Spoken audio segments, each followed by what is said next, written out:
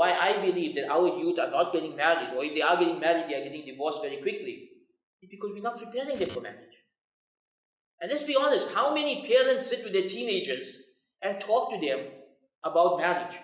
How many parents sit with their children and their teenagers and teach them what it means to be a good husband or a good wife? What are the rights and the roles and the responsibilities? How to make a marriage work? To be honest, many parents have raised their children for divorce. That's why they've raised their children for divorce. They tell their children, if they give you any trouble, you'll get a divorce. I'm teaching you this in case you get divorced. In case you get divorced. You know how many kids have been raised on the in case you get divorced mindset? Why would they ever want to get married if all they hear growing up is in case you get divorced? How many of us have actually taught him how to be a good husband, how to be a good wife, the importance of marriage, that as a parent you expect your child to get married at least by the early 20s?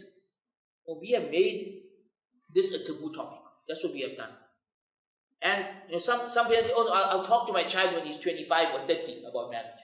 By 25 or 30, they've already committed so many major sins. It becomes very difficult to undo.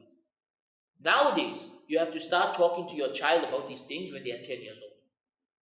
That's a fact. The world we are living in, from the time they are 10, you have to start having conversations. You have to teach them about puberty. You have to teach them about reproduction.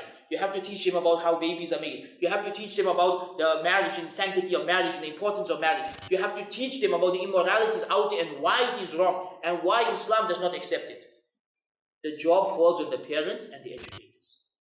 And we have failed on both fronts. How many of our Islamic high schools offer courses on marriage? Preparing children for marriage.